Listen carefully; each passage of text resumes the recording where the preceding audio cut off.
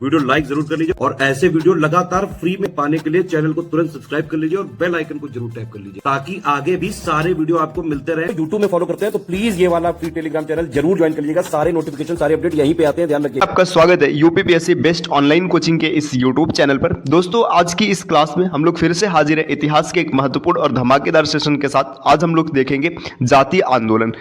आधुनिक भारत के इतिहास में जातीय आंदोलन का क्या योगदान रहा और इसे क्यों चलाया गया, इसके बारे में विस्तार से चर्चा करेंगे। दोस्तों देखिए, बात करेंगे जातीय आंदोलन की तो यह भारत में प्राचीन काल से ही व्याप्त एक कुप्रथा रही है। इसमें कुछ विशेष वर्गों के प्रति कुछ विशेष वर्गों का एक घृणास्पद दृष्टिकोण रहा है, जिससे कि समाज में भेदभाव, असमानता इत्यादि उत्पन्न हुआ और बाद में एक विशेष प्रकार की बुराई व्याप्त हो गई।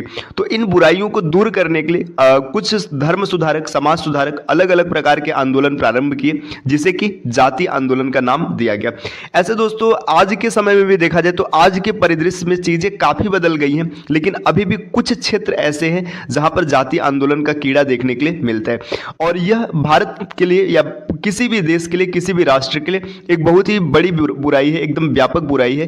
क्योंकि जाति प्रथा या फिर धर्म प्रथा या फिर मान के चलिए जहां पर भी भेदभाव की भावना उत्पन्न होती है, जहां पर समाज को दो अलग अलग वर्गों में विभाजित किया जाता है, अलगाव की स्थिति उत्पन्न होती है, इससे कुछ विशेष वर्ग या विशेष दलों का लाभ होता है। लेकिन अगर ओवरऑल कुल मिला जुला करके देखा जाए तो नुकसान एक राष्ट्र का होता है और किसी का नहीं होता। और राष्ट्र का नुकसान होने का मतलब है दूरगामी परिणाम हमें भी भुगतना पड़ेगा, जो कि काफी ज्यादा हानिकारक होने वाला है। तो चलिए समझते हैं जातीय आंदोलन में। यहाँ पे आंदोलन की चर्चा किया गया, यहाँ पर वर्ष बताया गया, ये किस क्षेत्र में चला और इसका कारण और प्रभाव क्या रहा, इसकी बात करेंगे। तो दोस्तों देखिए, दलित आंदोलन की बात करेंगे, जिसे ये महारों का आंदोलन भी कहा जाता है। इसके मुख्य नेतृत्वकर्ता डॉक्टर भीमराव अंबेडकर जी रहे हैं। वर्ष 1924 में इसे चलाया गया। इसका क्षेत्र कहां पर है? महाराष्ट्र में। मतलब दलित आंदोलन या महारों का आंदोलन महाराष्ट्र में चला है। इसमें देखिए क्या किया गया था, अछूतों की दशा सुधारने का प्रयास किया गया। 1924 में डिप्रेस्ड क्लासेस इंस्टीट्यूशन की स्थापना, तो डिप्रेस्ड क्लासेस इंस्टीट्यूशन की स्थापना इसे याद रखेगा 1924 में किया गया था। 1927 में मराठी पाक्षिक बहिष्कृत भारत का प्रकाशन किया गया। 1927 में समाज समता संघ की भी स्थापना की गई। 1942 में अनुसूचित जाति संघ का गठन किया गया। तो देखिए बात करेंगे दलित आंदोलन, तो ये सब दलित आंदोलन के परिणाम रहे हैं। इसी तरीके से और भी आगे बढ़ेंगे तो आगे देखने के लिए मिलता है सत्य शोधक आंदोलन। ये सत्य शोधक समाज या फिर ज्योतिबा फूले के द्वारा स्थापित किया गया था। देखिए ज्योतिबा फूले का नाम कौन नहीं जानता है, महिलाओं की शिक्षा के लिए उन्होंने सर्वप्रथम प्रयास किया था। तो सत्य शोधक आंदोलन की स्थापना या फिर इसे चलाया गया था 1873 में महाराष्ट्र के क्षेत्र में। ब्राह्मणवाद का विरोध, दलितों के उद्धार का प्रयास, अस्पृश्य एवं महिलाओं की दशा को सुधारने का प्रयास किया गया था। दोस्तों इसी तरीके से और भी आगे बढ़ेंगे तो यहां पर देखिए दिया अरविपुरम आंदोलन, इसका नेतृत्व श्री नारायण गुरु ने किया था। तो अरविपुरम आंदोलन की बात करेंगे तो इसका नेतृत्व किसने किया था? नारायण गुरु ने किया था। देखिए जैसा कि नाम से पता चल रहा है कि साउथ इंडिया का कोई आंदोलन होने वाला है। तो 1888 में चलाया गया था, केरल में चला था। दलितों एवं शोषित वर्ग के अधिकारों के लिए संघर्ष। देखिए इसमें क्या किया गया था, जितने भी शोषित वर्ग थे उनके अधिकारों के लिए ये आंदोलन चलाया गया था। मुख्यतया केरला के इजरावास या इरवास, मतलब ये देखो स्पेशल कहां चला गया था, केरल के इजरावास या इरवास में चला था। एक विशेष क्षेत्र का नाम है। श्री नारायण धर्म परिपालन योगम की स्थापना 1902-1903 में हुई थी। इसी के तहत श्री नारायण धर्म परिपालन योगन की स्थापना किया गया था 1902 से 1903 के बीच। चलिए दोस्तों और आगे बढ़ते हैं। देखिए यहाँ पर दिया है नायर आंदोलन के बारे में। इसके प्रमुख नेतृत्वकर्ता सीवी रमन पिल्लई, के रामकृष्ण पिल्लई एवं एम पद्मनाभन पिल्लई थे। तो देखिए बस इतना याद रखिएगा कि नायर आंदोलन में जितने भी पिल्लई नाम आएंगे ये सब इसके नेतृत्वकर्ता रहे हैं। 1891 ईस्वी में केरल में इसे चलाया गया। ब्राह्मणों के विशेषाधिकारों को चुनौती। 1891 ईस्वी में रमन पिल्लई द्वारा मलयाली मेमोरियल की स्थापना। 1914 में पद्मनाभन पिल्लई द्वारा नायर सेवा समिति का गठन किया गया। चलिए दोस्तों और भी आगे बढ़ते हैं। देखिए यहां पर अगर और आगे बढ़ेंगे, देखिए दिया कैवरतास द्वारा कैवरतास आंदोलन है ना, जो बाद में माहिस से बनेंगे। तो कैवरतास आंदोलन की बात करेंगे तो कैवरतास आंदोलन माहिस से आएगा विकल्प में, या फिर कैवरतास ने इसको चलाया था। 1897 से आगे चला था। ये मुख्यतः बंगाल मिदनापुर में चलाया गया था। 1897 में जाति निर्धारिणी सभा का गठन किया गया। तो इसके तहत जाति निर्धारिणी सभा का गठन किया गया 1897 में, तथा 1901 में माहिस समिति की स्थापना की गई कैवरतास आंदोलन के तहत। इस तरीके से और भी अगर आगे बढ़ेंगे, देखिए यहां पे दिया जस्टिस पार्टी आंदोलन। जस्टिस पार्टी आंदोलन किसने चलाया था? Doctor T M Nair, P Thyagaraja Chetty एवं सी एन मुदलियार प्रमुख नेतृत्वकर्ता थे। ये मध्यस्थ जातियों का संबंध है। तो जस्टिस पार्टी आंदोलन में नाम याद रखिएगा टी.एम. नायर, है ना। इसके बाद देखिए पी त्यागराज चेट्टी और मुदलियार, है ना, ये प्रमुख नेतृत्वकर्ता है। 1916 में चलाया गया था। ये किस जगह पे चला? मद्रास में चला। अब इसका कारण और इसका प्रभाव क्या रहा? ब्राह्मण वर्ग के प्रमुख को चुनौती, है ना। सरकारी सेवाओं एवं राजनीति में ब्राह्मणों का वर्चस्व का विरोध। 1916 में दक्षिण साउथ इंडियन लिबरेशन फेडरेशन, है ना, की स्थापना किया गया। 1930 में सरकार द्वारा कुछ वर्गों को आरक्षण दिए जाने के प्रयासों की कुछ सफलता। ठीक, मतलब इसके तहत कुछ वर्गों को यहां पर आरक्षण दिए जाने के प्रयास में सफलता मिलता है। चलिए दोस्तों और भी आगे बढ़ेंगे तो देखिए यहां पर क्या डेटा दिया गया। कांग्रेस का हरिजन आंदोलन, अगर हरिजन आंदोलन की बात करेंगे तो ये चला है 1917 से आगे बढ़ाया गया। पिछड़ी एवं दलित जातियों के उत्थान का प्रयास किया गया। 1932 में अखिल भारतीय अस्पृश्यता विरोध लीग की स्थापना किया गया। 1933 में गांधी जी के द्वारा हरिजन नामक साप्ताहिक पत्रिका का प्रकाशन किया गया। ये क्वेश्चन दोस्तों वनडे एग्जाम में कई बार बनने के लिए बना हुआ है कि हरिजन नामक साप्ताहिक पत्रिका का संपादन किसने किया था? तो ये गांधी जी ने इसका प्रकाशन किया था, इसको भी याद रखिएगा। चलिए और आगे बढ़ते हैं। देखिए यहां पे क्या डेटा दिया गया। आत्मसम्मान आंदोलन प्रमुख नेतृत्वकर्ता ईबी रामास्वामी नायकर या पेरियार है। तो देखिए आत्मसम्मान आंदोलन की बात करेंगे तो इसके प्रमुख नेतृत्वकर्ता कौन है? रामास्वामी नायकर या फिर पेरियार इसके नेतृत्व करता है। चलाया गया है तमिलनाडु में, समय है 1925 का। ब्राह्मणों द्वारा किए जा रहे जाति भेदभाव का विरोध किया गया।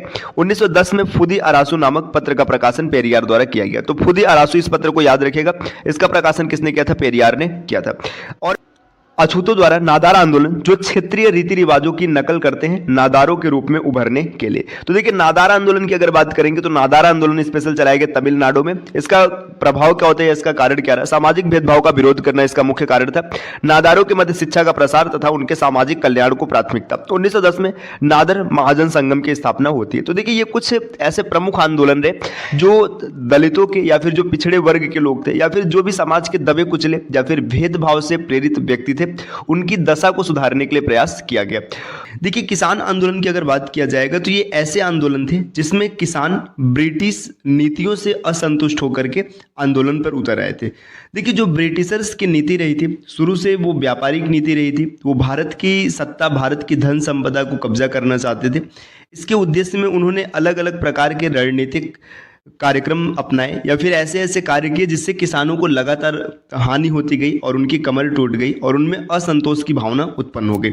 इससे तंग आकर के किसानों ने विद्रोह किया, तो उसी को किसान आंदोलन या किसान विद्रोह का नाम दिया गया। तो चलिए समझते हैं कि कौन कौन से ऐसे प्रमुख किसान आंदोलन रहे जिस पर हमें चर्चा करनी चाहिए। तो देखिए यहाँ पर आंदोलन का नाम दिया है और इसी के नेतृत्वकर्ता के बारे में भी बताया गया। ये समय दिया है कि कब हुआ है और ये क्षेत्र है और इसका कारण और इसका प्रभाव। तो इसमें देखिए इसका समय और इसके आंदोलन करता है, ये सब आपको याद होना चाहिए क्योंकि कई बार मैच करने के लिए क्वेश्चन देखने के लिए मिल जाता है और साथ ही साथ क्रोनोलॉजिकल ऑर्डर में भी इसको अरेंज करने के लिए मिलता है क्वेश्चन। तो टीटू मीर का आंदोलन अगर इसे देखेंगे, टीटू मीर का आंदोलन ये किसान आंदोलन है। इसे संचालित किया था टीटू मीर या मीर नाथर अली, इसके मुख्य आंदोलन करता थे। यह चला था 1782 से 1831 तक चला था। इसका मुख्य क्षेत्र था पश्चिम बंगाल। इसका कारण क्या था, इसे क्यों चलाया गया था? तो कारण था उन हिंदू जमींदारों के विरुद्ध जिन्होंने फराजियों पर दाढ़ी कर लगाया था। मतलब जो फराजी थे उनके ऊपर दाढ़ी कर लगाया गया था। तो इसके विरोध में टीटू मीर आंदोलन चलाया गया था। दोस्तों आगे है हंजोक और गारो जनजाति का पागलपंथी आंदोलन। इसे चलाया था करम शाह और टीपू शाह, इसके मुख्य नेतृत्वकर्ता थे। बात क्या है, गारो जनजातियों का पागलपंथी आंदोलन। तो पागलपंथी आंदोलन किसने चलाया था? हजोंग और गारो जनजाति ने चलाया था। करम शाह और टीपू शाह इसके मुख्य कार्यकर्ता रहे थे। 1825 से 1835 तक ये चला था। इसकी जो क्षेत्र सीमाएं, यह मैमन जिला बंगाल में चलाया गया था। कर वृद्धि का विरोध, अंग्रेजों ने हिंसा पूर्वक इस आंदोलन को कुचल दिया। देखिए इसमें कर वृद्धि के विरोध के लिए चलाया गया था हजोंग और गारो जनजातियों का पागलपंथी आंदोलन। चलिए दोस्तों और आगे बढ़ते हैं। देखिए यहाँ पर दिया है मोपला विद्रोह। अगर मोपला विद्रोह की बात करेंगे तो ये मालाबार क्षेत्र में चलाया गया था। कब चलाया गया था? 1836 से 1854 तक। ज्यादा कर निर्धारण तथा कृषि योग्य भूमि में कमी के विरुद्ध में इसे चलाया गया था। देखिए जितने भी आप आंदोलन देखेंगे उसमें ज्यादातर जो कर है, कर के दर को बढ़ाने के कारण ही विद्रोह किया गया था या फिर कुछ विशेष प्रकार की खेती पर जोर देने हेतु। चलिए अब आगे बढ़ते हैं। देखिए यहाँ पर क्या दिया है, नील आंदोलन की बात करेंगे तो नील आंदोलन 1859-60 में नदिया जिला पश्चिम बंगाल में चलाया गया था। देखिए इसका कारण क्या रहा, यूरोपियन नील बागान मालिकों द्वारा आरोपित शर्तों का विरोध, समस्या के समाधान हेतु 1807 में नील आयोग का गठन किया गया। तो ये याद रखिएगा, नील आयोग का गठन 1860 में किया गया था। मराठा किसानों का दक्कन उपद्रव। अगर दक्कन उपद्रव की बात करेंगे तो 1875 में चला था। महाराष्ट्र का पूना एवं कारदेश गांव, मतलब इसका जो क्षेत्र रहा था पूना एवं कारदेश गांव रहा था। इसका कारण क्या था, इसे क्यों चलाया गया था? गुजराती एवं मारवाड़ी साहूकारों के भ्रष्टाचार के विरोध में। मतलब जो साहूकार थे वो भ्रष्ट हो गए थे, तो उनके विरोध में यह आंदोलन चलाया गया था। अब इसका परिणाम क्या था? 1879 मतलब 1879 में दक्कन कृषक राहत अधिनियम पारित किया गया था। तो दोस्तों इसे याद रखिएगा। चलिए और आगे बढ़ते हैं। देखिए यहाँ पे दिया रामोसी विद्रोह। अब रामोसी विद्रोह की बात करेंगे तो इसके जो कार्यकर्ता हैं वासुदेव बलवंत फड़के इसके प्रमुख कार्यकर्ता हैं। 1877 से 1887 महाराष्ट्र में चलाया गया अकाल पीड़ितों को सहायता न पहुंचा पाने की अंग्रेजी सरकार की असफलता के विरुद्ध आंदोलन। मतलब जो अकाल है, अकाल पीड़ित है, अकाल पीड़ितों को उचित सहायता नहीं दिया गया, इसके विरोध में रामोसी विद्रोह किया गया। इसके जो कार्यकर्ता है बलवंत फड़के जी, इसका नाम जरूर याद रखिएगा। चलिए अब बात करेंगे पाबना विद्रोह। देखिए पाबना विद्रोह की बात करेंगे तो इसके जो मुख्य नेता है, मुख्य कार्यकर्ता है कौन है? केशव चंद्र राय, शंभुनाथ पाल। इसके बाद देखिए बीसी चटर्जी, आरजी दत्त, ये सब इसके कार्यकर्ता हैं। अब ये चलाया गया 1873 में। ये कहां पर चला है? पाबना जिला, बांग्लादेश, अभी जो वर्तमान में बांग्लादेश में, पहले बंगाल में था। अब देखिए इसमें क्या, इसका कारण क्या था? जमींदारों की ज्यादतियों का विरोध। मतलब जो जमींदार थे, जो जाति कर रहे थे, उसके विरोध हेतु इसे चलाया गया था। अधिग्रहण कार्यों का विरोध इसमें किया गया था। 1885 में बंगाल टेनेंसी एक्ट पारित किया गया था इस आंदोलन के विरुद्ध। मतलब इस आंदोलन के तहत इसका फैसला यह आता है कि बंगाल टेनेंसी एक्ट पारित किया जाता है। चलिए दोस्तों और आगे बढ़ते हैं। पंजाब कृषक विद्रोह की बात करेंगे। 19वीं शताब्दी के अंतिम दशक में पंजाब कृषक विद्रोह पंजाब में चलाया गया। अपनी भूमि के छीनने पर किसानों द्वारा विरोध किया जाता है। 1900 में पंजाब भू हस्तांतरण अधिनियम पास होता है इस आंदोलन के परिणाम स्वरूप। चलिए और आगे बढ़ते हैं। देखिए यहाँ पे चंपारण के किसानों द्वारा चंपारण सत्याग्रह। अब चंपारण सत्याग्रह के बारे में कौन नहीं जानता है? 1917 में चलाया गया। क्षेत्र क्या है? चंपारण, बिहार।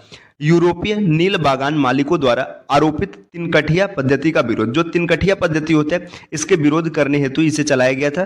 चंपारण कृषक अधिनियम द्वारा तिनकठिया पद्धति का अंत किया जाता है। तो इसके तहत जो चंपारण के किसानों का विद्रोह होता है, इसके तहत तिनकठिया पद्धति का अंत कर दिया जाता है। अब चंपारण के बाद अगला आंदोलन प्रमुख क्या है? खेड़ा आंदोलन। खेड़ा गुजरात में है ना। यहाँ पे देखिए क्या है, खेड़ा के किसानों का खेड़ा सत्याग्रह आंदोलनकारियों का नेतृत्व गांधी जी ने किया था। 1918 में ये चलता है। क्षेत्र क्या है? गुजरात। फसल के बर्बाद होने पर भू राजस्व की दरों के कम न किए जाने के विरोध में बाद में किसानों की मांग ली गई। मतलब देखिए जो होता है ना, मतलब जो फसल बर्बाद हो गया था उसके बाद भी अंग्रेजों ने टैक्स कम नहीं किया था, तो किसान विरोध करते हैं, बाद में उनकी जो मांगे होती है इसे स्वीकार कर ली जाती है। अब और आगे बढ़ेंगे। देखिए बारदोली सत्याग्रह। अगर बारदोली सत्याग्रह की बात करेंगे तो इससे जो व्यक्ति देखिए कुणबी पाटीदार इसमें शामिल होते हैं एवं अछूत वल्लभ भाई पटेल मेहता बंधुओं का पूर्ण समर्थन होता है। 1928 में होता है। ये देखिए सूरत गुजरात में इसका क्षेत्र है। बंबई सरकार द्वारा लगान की दरों में 22% की वृद्धि एवं उच्च वर्ग की ज्यादतियों का विरोध इसमें किया गया। देखिए लगान बढ़ जाता है और साथ में जो उच्च वर्ग होते हैं ज्यादती करते हैं, इसके लिए बारदोली सत्याग्रह प्रारंभ किया जाता है। लगान की दरें घटकर 6.3% हो गई, मतलब इतना कर दिया गया था।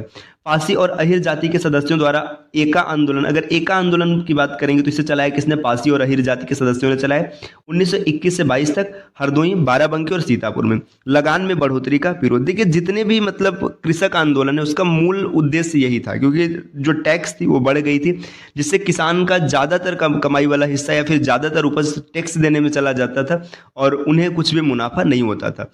देखिए तेभागा आंदोलन बात करेंगे। गरीब बटाईदार एवं दिहाड़ी पर काम करने वाले कृषकों द्वारा।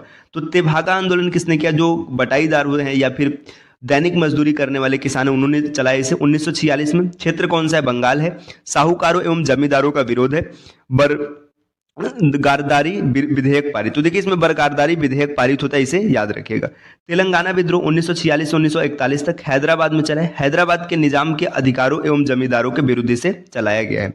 चलिए दोस्तों और आगे बढ़ते हैं। देखिए यहाँ पर दिया बकस्ता आंदोलन 1936 बिहार इसका क्षेत्र है। अधिवास अधिकारों से संबंधित जमींदारों की नीतियों के खिलाफ। ठीक, अधिवास अधिकारी जो है, ये मतलब अधिकार जो है उसके संबंधित जमींदारों की नीतियों के खिलाफ इसे चलाया गया है। चलिए दोस्तों अब और आगे बढ़ते हैं। देखिए यहाँ पे किसान सभा 1919 से 1922 तक। किसान सभा, किसान संघ वर्तमान में भारतीय राज्य उत्तर प्रदेश में एक विरोध आंदोलन था। मतलब वर्तमान भारतीय राज्य जो वर्तमान में उत्तर प्रदेश है वहीं पे चलाया गया था, जो 1919 और 1922 के बीच में हुआ था। इसमें कई कृषक जाति समूह शामिल थे। उत्तर प्रदेश किसान सभा का गठन वर्ष 1918 में लखनऊ में गौरी शंकर मिश्र, इंद्र नारायण द्विवेदी और मदन मोहन मालवीय द्वारा किया गया था। तो किसान सभा की बात करेंगे तो उत्तर प्रदेश किसान सभा के गठन को याद रखिएगा, लखनऊ में किया गया था। इसके प्रमुख व्यक्तित्व को भी याद रखिएगा, गौरी शंकर मिश्र, इंद्र नारायण द्विवेदी और मदन मोहन मालवीय। चलिए और आगे बढ़ते हैं। देखिए यहाँ पे दिया नाई धोबी बंद, इसकी बात करेंगे तो अवध के प्रतापगढ़ जिले की एक जागीर में नाई धोबी बंद सामाजिक बहिष्कार एवं संगठित कार्यवाही की पहली घटना घटी। झिंगुरी सिंह एवं दुर्गपाल ने इसमें महत्वपूर्ण भूमिका निभाई, लेकिन जल्द ही इस आंदोलन में एक नया बड़ा चेहरा उभर कर आया, बाबा रामचंद्र, जिन्होंने आंदोलन की बागडोर ही नहीं संभाली अपितु उसे और मजबूत और जुझारू बनाया। तो धोबी नाई बंद की बात करेंगे तो अवध के प्रतापगढ़ क्षेत्र में चला, इसको याद रखिएगा। चलिए दोस्तों और आगे बढ़ते हैं। आगे क्या दिया, अवध किसान सभा। अवध किसान सभा की बात करेंगे, बाबा रामचंद्र के प्रयासों से वर्ष 1920 ईस्वी में प्रतापगढ़ में अवध किसान सभा का गठन किया गया। बिहार प्रांतीय किसान सभा, इसके संस्थापक सहजानंद सरस्वती थे। तो ये याद रखिएगा, बिहार प्रांतीय किसान सभा, सहजानंद सरस्वती इसके संस्थापक थे। इनके कृषि सुधार कार्यक्रम का वास्तविक लक्ष्य जमींदारी प्रथा का उन्मूलन तथा कृषकों को मालिकाना अधिकार दिलाना था। तो देखिए जो बिहार प्रांतीय किसान सभा किया गया था, इसका मुख्य उद्देश्य था कि जमींदारी प्रथा का उन्मूलन किया जाए और किसानों को उनका मौलिक अधिकार दिया जाए। अखिल भारतीय किसान सभा 1936 लखनऊ में, तो अखिल भारतीय किसान सभा 1936 में हुआ था लखनऊ में। अब देखिए इसका मुख्य उद्देश्य क्या था, देखिए इसका नाम बाद में बदलकर अखिल भारतीय किसान सभा कर दिया गया। शुरू में इसका था अखिल भारतीय किसान कांग्रेस, है ना। इसके बाद देखिए आगे क्या दिया, इसका अध्यक्ष स्वामी सहजानंद को तथा महासचिव NG रंगा को बनाया गया। चलिए दोस्तों और आगे बढ़ते हैं। नेक्स्ट फैजपुर की अगर बात करेंगे तो फैजपुर में कांग्रेस सत्र के साथ अखिल भारतीय किसान कांग्रेस का भी दूसरा सत्र चला, जिसकी अध्यक्षता NG रंगा ने किया था। नेक्स्ट बारदोली सत्याग्रह। बारदोली सत्याग्रह अभी आपने पीछे देखा है, कृषक आंदोलन था। और बारदोली सत्याग्रह को याद रखिएगा, इसी सत्याग्रह के बाद वल्लभ भाई पटेल को सरदार की उपाधि मिली थी। देखिए सूरत बारदोली में वर्ष 1928 ईस्वी में कृषक आंदोलन का नेतृत्व सरदार वल्लभ भाई पटेल ने किया था, जो बारदोली सत्याग्रह के नाम से प्रसिद्ध हुआ था। इसी आंदोलन की सफलता के कारण पटेल को बारदोली की महिलाओं ने सरदार की उपाधि प्राप्त की थी, मतलब उपाधि प्रदान की थी। चलिए तो देखिए यहाँ पे दोस्तों प्रमुख किसान आंदोलन रहे, इसके बारे में हम लोगों ने समझ लिया। अब यहाँ पर अन्य जनजातीय आंदोलन है, बात करेंगे सन्यासी विद्रोह की। सन्यासी विद्रोह 1763 से 1800 ईस्वी के बीच में चला था। यह विद्रोह बिहार और बंगाल के क्षेत्र में मुख्य रूप से प्रभावी रहा। केना सरकार इसके प्रमुख नेता थे, मतलब इसको संचालित करने वाले कौन थे, केना सरकार। बंकिम चंद्र चटर्जी ने उपन्यास आनंद मठ में इस विद्रोह का उल्लेख किया है। तो देखिए आनंद मठ के रचयिता कौन है, बंकिम चंद्र चटर्जी हैं, और इसमें सन्यासी विद्रोह का उल्लेख किया गया है। दोस्तों यहाँ पर ये जो चीज हम लोग पढ़ रहे हैं, मतलब इसको सिर्फ क्रोनोलॉजिकल ऑर्डर पे व्यवस्थित करने के लिए यहाँ पे सबको ऐसे चार्ट के तौर पर देखा जा रहा है। बाकी विस्तार से सन्यासी विद्रोह को हम लोग अलग से क्लास में पढ़ेंगे, या जितने भी विद्रोह अभी तक आपने देखा है वो सब ऐसे समझ लीजिएगा कि सिर्फ उसके जो मुख्य बिंदु हैं उनको समझने के लिए हम लोग अभी पढ़ रहे हैं। विस्तृत क्लास इसकी आगे आपको मिलेगी। चलिए फिर आगे बढ़ते हैं। इसी तरीके से यहाँ पर दिया फकीर आंदोलन या फकीर विद्रोह की बात करेंगे। 1776-77 में चला था। इस विद्रोह के नेतृत्वकर्ता मजनू शाह थे और इसका क्षेत्र था बंगाल। तो फकीर विद्रोह का संबंध किस क्षेत्र से, बंगाल से, इसे भी याद रखिएगा। चुआर विद्रोह 1766 से लेकर 1816 तक चला था। इसके नेतृत्वकर्ता जगन्नाथ थे, इसे याद रखिएगा। यह बंगाल और बिहार में चला था और भू राजस्व में वृद्धि इसका प्रमुख कारण था, मतलब जो भू राजस्व कर बढ़ाया गया था इसी के लिए यह विद्रोह किया गया था। रामोसी विद्रोह 1822 से 1829 ईस्वी के मध्य चला था। इसके नेता चित्तूर सिंह थे और इसका क्षेत्र क्या, पश्चिमी घाट, इसे भी आपको याद रखना चाहिए। इसी प्रकार आगे बढ़ेंगे। पागलपंथी विद्रोह 1825 से 1827 तक 2 वर्षों का विद्रोह है। इसके नेता टीपू शाह है और इसका क्षेत्र कौन से, असम में। मतलब पागलपंथी विद्रोह कहां पर चलाया गया, असम में चलाया गया। चलिए दोस्तों नेक्स्ट आगे बढ़ते हैं। देखिए कोल विद्रोह की बात करेंगे 1831-32। इस विद्रोह का नेता बुधु भगत, मतलब इसके नेतृत्वकर्ता कौन है, बुधु भगत है और इसका क्षेत्र रांची, सिंहभूम, हजारीबाग, पलामू, मतलब वर्तमान में जो झारखंड का क्षेत्र है, इस वर्तमान के झारखंड में इसे चलाया गया था। संथाल विद्रोह 1855-56 में चला था। यह आदिवासी विद्रोह, इसे याद रखिए, कई बार पूछा जाता है संथाल विद्रोह के बारे में। इसके जो नेता हैं सिद्धू और कानू, ये इसके बारे में भी कई बार पूछा जाता है कि संथाल विद्रोह किसने चलाया था, तो सिद्धू और कानू ने चलाया था। इसका क्षेत्र भागलपुर से राजमहल पहाड़ियों के बीच में था। चलिए दोस्तों नेक्स्ट देखिए नील विद्रोह की बात करेंगे 1859-60 में। दीनबंधु मिश्र के उपन्यास नील दर्पण में इस विद्रोह का वर्णन है। देखिए नील दर्पण जो उपन्यास है ना, ये काफी प्रभावी उपन्यास था। 1857 के क्रांति के बाद जब इसके नाटक का मंचन किया जाने लगा तो बाद में ब्रिटिशर्स इस पर बैन लगा दिए थे। इन सबको विस्तार से हम पढ़ेंगे। इसके प्रमुख नेता तिरुत सिंह तथा इसका क्षेत्र है बंगाल एवं बिहार में। नेक्स्ट देखिए, पाबना विद्रोह की बात करेंगे। पाबना विद्रोह 1873 से 76 तक चला है। इसके प्रमुख नेता ईशान चंद्र राय और शंभूपाल तथा इसका क्षेत्र कहाँ पर है? पाबन, बंगाल में। तो पाबना विद्रोह कहाँ पर चला है? बंगाल में चला, इसे भी याद रखना चाहिए। इसी प्रकार और भी आगे बढ़ेंगे दोस्तों, यहाँ पे मुंडा विद्रोह की बात करेंगे। देखिए मुंडा विद्रोह कौन भूल सकता है ना, मतलब लगभग ही कोई ऐसा पेपर होता होगा जहां पे इसका जिक्र ना किया जाए। मुंडा विद्रोह 1893 से 1900 तक चला था। इस विद्रोह के प्रमुख नेता बिरसा मुंडा थे, है ना। यह खूटी कट्टी प्रथा के विरोध में झारखंड में प्रारंभ हुआ था। मुंडा विद्रोह को सरदारी लड़ाई के नाम से भी जाना जाता है, तो इसे सरदारी लड़ाई भी कहते हैं, इसे भी याद रखना चाहिए। 1895 में बिरसा ने अपने आप को भगवान का दूत घोषित किया था। देखिए भगवान मुंडा या भगवान बिरसा मुंडा के रूप में आज भी इन्हें पूजा जाता है। मुंडा विद्रोह को उलगुलान मतलब महान हलचल के नाम से भी जाना जाता है। बिरसा मुंडा के आध्यात्मिक गुरु आनंद पनरे, है ना, वैष्णव मत के माने जाते हैं। तो बिरसा मुंडा के गुरु कौन है, इसे भी आपको याद रखना चाहिए। इसी तरीके से और आगे बढ़ेंगे। ताना भगत आंदोलन 1914-1915 में चला था। इस आंदोलन के प्रमुख नेता जतरा भगत और बलराम भगत। तो देखिए ताना भगत की बात करेंगे तो जतरा भगत और बलराम भगत इसके नेता थे, और इसका जो क्षेत्र है छोटा नागपुर क्षेत्र में इसे संचालित किया गया था। मोपला विद्रोह 1922 से 1921-22 में चला था। इसके प्रमुख नेता अली मुस्लियार थे और इसका क्षेत्र है मालाबार। तो मालाबार में चलाया गया था मोपला विद्रोह, है ना। यहाँ पर काश्तकार अधिकतर बटाईदार मुसलमान थे तथा जमींदार अधिकतर हिंदू थे। तो इसका कारण आप समझ गए होंगे। यहाँ पे देखिए जो धार्मिक विवाद है हिंदू और मुस्लिम के कारण ये चला था। देखिए तेभागा आंदोलन 1946 में चला था। इस आंदोलन के प्रमुख नेता कंपाराम भवन सिंह, देखिए कंपाराम तथा भवन सिंह इसके प्रमुख नेता है। इसका क्षेत्र कौन सा है? बंगाल। तो तेभागा आंदोलन बंगाल में। रंपा विद्रोह आंध्र प्रदेश के गोदावरी जिले के उत्तर में स्थित रंपा पहाड़ी क्षेत्र हुआ करता। देखिए रंपा विद्रोह कहाँ पर चलाया गया? आंध्र प्रदेश में, है ना। आदिवासियों का यह विद्रोह साहूकारों के शोषण और वन कानूनों के विरुद्ध था। मतलब जो साहूकार थे आदिवासियों का शोषण कर रहे थे, उनसे छुटकारा पाने के लिए रंपा विद्रोह संचालित किया गया था। दोस्तों और आगे बढ़ेंगे, हौज विद्रोह की बात करेंगे। हौज विद्रोह 1920-21, है ना। इसका क्षेत्र क्या है? बिहार और संथाल परगना। देखिए बिहार का जो संथाल परगना है यहाँ पर इसे चलाया गया था। भील विद्रोह 1912 से 1919 तक। भीलों की आदिम जाति पश्चिमी तट के खाना देश में रहती थी। 1812 से 1819 तक इन लोगों ने अपने नए स्वामी अंग्रेज के विरुद्ध विद्रोह कर दिया। देखिए भीलों के बारे में आप पढ़ेंगे, जब आप पीछे भारतीय वीरों को पढ़ेंगे तो वहां पर भी भीलों ने इनका साथ दिया था।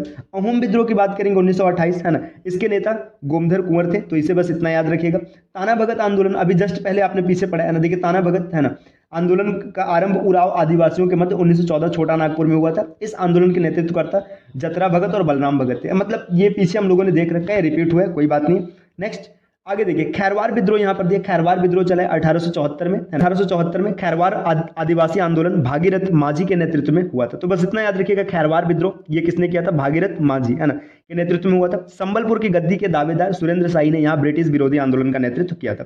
ठीक, जयंतिया विद्रोह की बात करेंगे 1860 से 63 के बीच में इसका कार्यकाल है, मतलब इतने इस समय में चला है। जयंतिया पहाड़ियों पर यह विद्रोह 28 दिसंबर 1861 को प्रसिद्ध कियांग नांगबा के नेतृत्व में शुरू किया गया था। देखिए यहाँ पर प्रमुख विद्रोह है जिसके बारे में हम लोगों ने समझा।